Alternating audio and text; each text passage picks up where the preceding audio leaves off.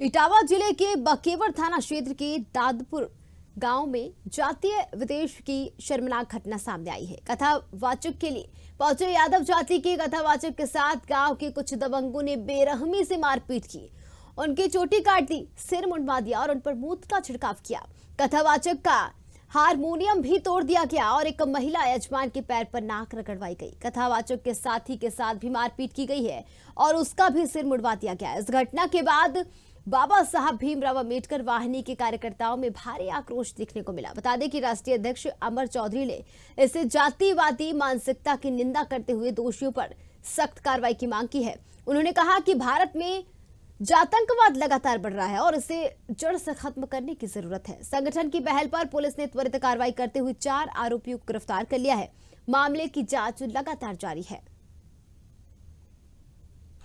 उत्तर प्रदेश के इटावा जिले से सोशल मीडिया पे वीडियो वायरल हो रहा है, जिसमें साफ तौर पे देखा जा सकता है कि एक कथावाचक के साथ किस तरीके से लोगों ने व्यवहार किया।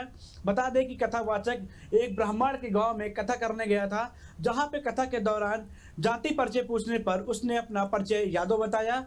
परिचय बताने के बाद जिस तरीके से जो ब्राह्मण के लोग थे, वहाँ के जो गांव के निवासी थे, उन्होंने बेरहमी से उसको पीटा और उसके ऊपर मूत का छिड़काव किया। कहीं ना कहीं ये सोचने पे मजबूर कर देता है कि इस तरीके के लोग भी हमारे उत्तर प्रदेश में और भारत में भी हैं।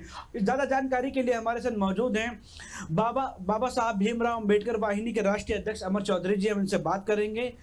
आपने एक सोशल वीडियो इटावा से वायरल हो रहा, आपने भी देखा होगा, हमने भी देखा, दुनिया देख रही है उस वीडियो को, किस तरीके से कथावाचक को पीटा जा रहा है और उसके साथ जो व्यवहार किया जा रहा है, कैसे देखती हैं और क्या कुछ रहा है?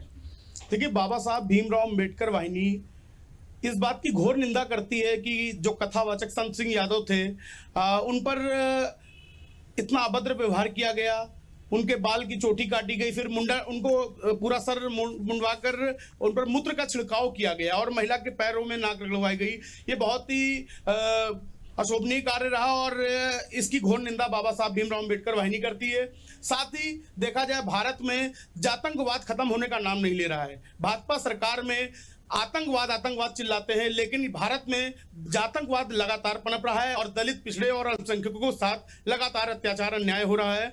और कहीं ना कहीं देखा जाए कि बाबा साहब भीमराव अंबेडकर वाहिनी की कल जब जिला इकाई इटावा पहुंची और थाने जाकर बात किया, फिर एसएसपी से भी बात हुई, तो उसके बाद मुकदमा पंजीकृत कराया गया और उसके बाद 4 लोगों की गिरफ्तारी इसमें हुई है और बाकी लोगों की छानबीन अभी चल रही है, उन पर भी दबिश दी जा रही है और उन पर कड़ी कार्रवाई कराई जाएगी।